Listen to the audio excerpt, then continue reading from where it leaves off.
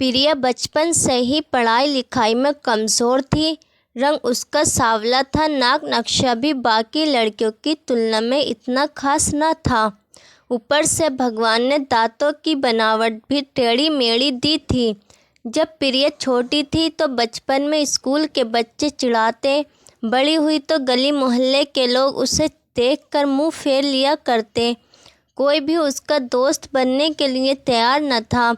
उसके रिश्तेदार भी कुछ खास उसे भाव न दिया करते।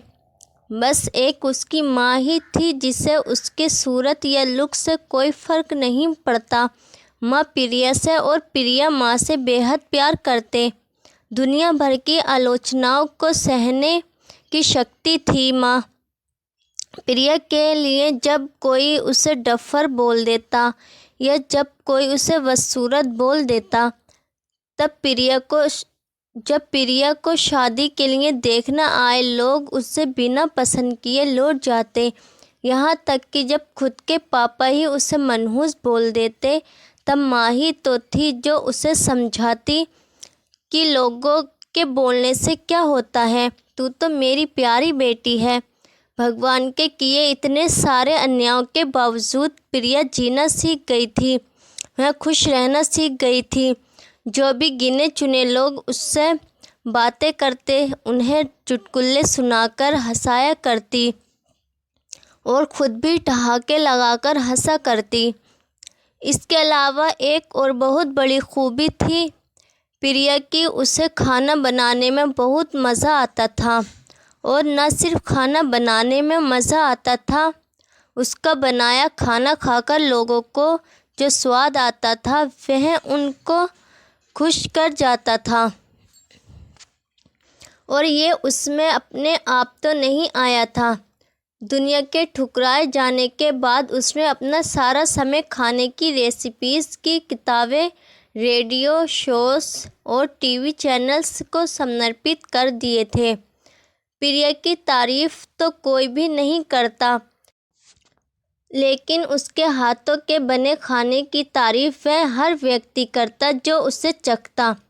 इस एक गुण की वजह से प्रिया अपने आजू बाजू की औरतों में फेमस हो गई थी, क्योंकि जिसे भी खाना पकाना सीखना हो या कुछ नया पकवान बनाना सीखना हो तो वह प्रिया के पास जाती और प्रिया भी खुशी खुशी उन्हें सब सिखाती। उसके पास आने वाली औरतें अच्छा खाना बनाना सीख जाती, लेकिन लाख कोशिश करने के बाद भी प्रिया के हाथों का वह जादू जो सबको खुश कर जाता वह कोई न सीख पाता। प्रिया की ज़िंदगी इन्हीं उतार चढ़ावों के साथ कट रही थी। एक बार फिर से माँ बाप ने जी तोड़ कोशिश कर एक फैमिली को प्रिया को देखने के लिए मना लिया था और अगले दिन लड़का प्रिया को देखने आने वाला था।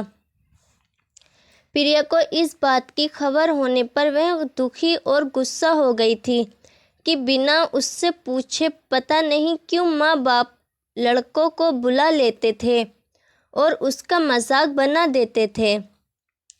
माँ ने प्रिया को समझाया था कि ऐसा ही होता है, कोई भी बेटी अपने माँ बाप के यहाँ हमेशा नहीं रहती, उसे एक दिन शादी करके जाना ही पड़ता है। अगले दिन प्रिया सुबह सुबह ही लड़के वालों के आने से पहले ही सज संवर कर कहीं निकल गई थी। उस दिन लड़के वाले घर आकर माँ बाप को बहुत खरी खोटी सुनाकर गए थे। वैसे भी पापा को प्रिया पर हमेशा ही गुस्सा रहता था, लेकिन उसकी इस हरकत ने उनको गुस्से से पागल कर दिया। उस दिन पापा ने प्रिया का सारा गुस्सा माँ पर उतार दिया था, ये कहकर कि एक मनहूस बेटी को जन्म देकर भी तुम्हारा मन नहीं भरा था, इसलिए उसको लाड प्यार देकर सर पर बिठा लिया है। हमेशा अपनी बेटी के बारे में गलत बोलने वालों से नाराज़ रहने वाली माँ आज खुद प्रिया से नाराज़ हो गई थी और वह अब प्रिया के घर वापस आने की बेसब्री से राह देख रही थी ताकि अपना गुस्सा उस पर उतार सकें। सूरज ढलने से पहले प्रिया घर लौट आई थी। उसके चेहरे पर एक अजीब सी खुशी थी। हाथों में एक चेक था और एक सर्टिफिकेट भी था। प्रिया माँ से कुछ कहना चाहती थी, लेकिन इससे पहले कि प्रिया अपने मुंह से एक भी शब्द कह पाती, माँ ने उसे खरी खोटी सुनाना शुरू कर दिया। गुस्से में माँ बोलते बोलते इतना कुछ बोल गई कि प्रिया ने कभी सपने में भी नहीं सोचा था। माँ ने कहा, बाकी सभी लोग सही थे, तुम सच में मनहूस हो। तुम्हारी वजह से हर कोई परेशान है। अच्छा होता जो तुम पैदा होते ही मर जाती। ये दिन न देखना पड़ता हमें। गुस्से में बड़बड़ाती और सब्जियां काट रही माँ ने एक बार भी प्रिया की तरफ नहीं देखा था। प्रिया माँ की बातें किसी पत्थर की मूरत की तरह सुन रही थी। पत्थर की ऐसी मूरत जिसके शरीर में तो जान ना हो, लेकिन आंखों में आंसुओं की धारा बह रही हो। प्रिया ने माँ से पूछा, माँ क्या सच में तुम भी चाहती हो कि मैं मर जाऊं? क्या इतनी बुरी हूँ मैं माँ? अभी भी गुस्सा सर पर सवार होने की वजह से माँ ने कह दिया। हाँ, बिना एक पल भी सोचे प्रिया ने सीधा अपने कमरे में जाकर कमरा अंदर से बंद कर लिया था। 1-2 मिनट बाद गुस्सा थोड़ा शांत होने पर माँ को अपनी गलती का एहसास हुआ तो प्रिया के रूम के तरफ गई। उन्हें पता चला कि प्रिया ने रूम को अंदर से बंद कर लिया है। गुस्से में कुछ कर ना ले, इसलिए माँ ने तुरंत पापा को इस बात की खबर दी। दोनों ने काफ़ी दरवाज़ा खोलने की कोशिश की, लेकिन जब नाकाम रहे तो दरवाज़ा तोड़ दिया। अपने दुपट्टे से फांसी का फंदा तैयार कर प्रिया पंखे से लटक रही थी। ज़्यादा वक्त नहीं हुआ था, वह सिर्फ बेहोश हुई थी। माँ पापा ने तुरंत उसे पंखे से अलग किया और बेड पर लेटाया। पापा ने तुरंत डॉक्टर को फ़ोन किया।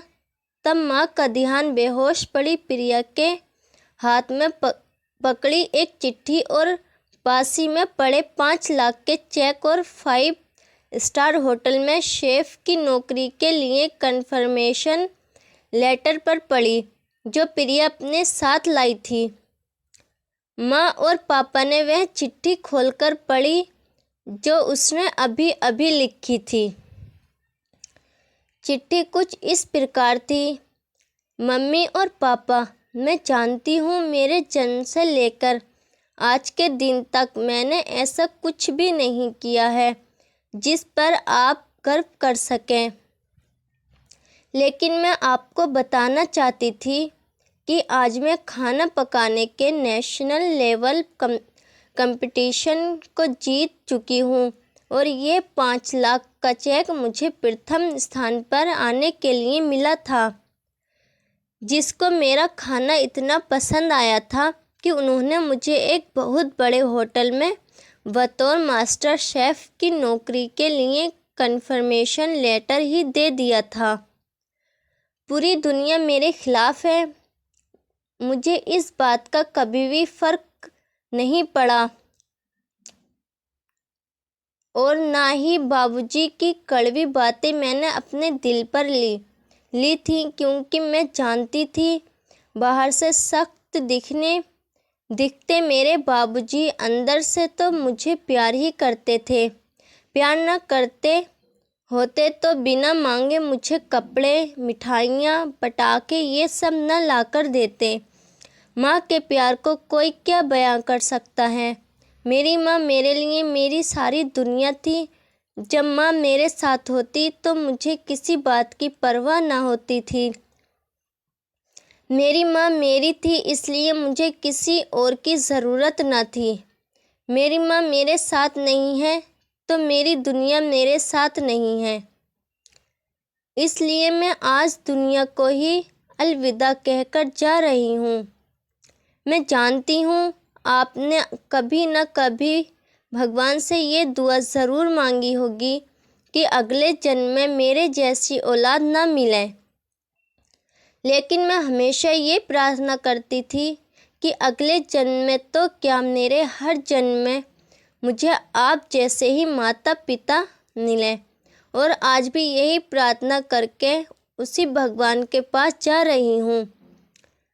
चिट्ठी पढ़ते पढ़ते माँ और पापा सर से पाँव तक पछतावे में डूब गए थे और बेहोश पड़ी प्रिया के सर पर हाथ फेरते हुए फूट फूट कर रो रहे थे। दोस्तों, पूरी कहानी सुनने और पढ़ने के लिए धन्यवाद। मैं जानती हूँ ये कहानी आपके दिल को छू गई है। मैं उम्मीद कर सकती हूँ कि अब आप जाने अनजाने में किसी भी व्यक्ति का उसके बाहरी लुक्स की वजह से दिल नहीं दुखाएंगे। दोस्तों, आपको हमारी ये वीडियो कैसी लगी कमेंट्स में ज़रूर बताना। दोस्तों, अगर आपने अभी तक हमारे चैनल को सब्सक्राइब नहीं किया तो हमारे चैनल को सब्सक्राइब कर लें और वीडियो को लाइक कर दें। Thank you.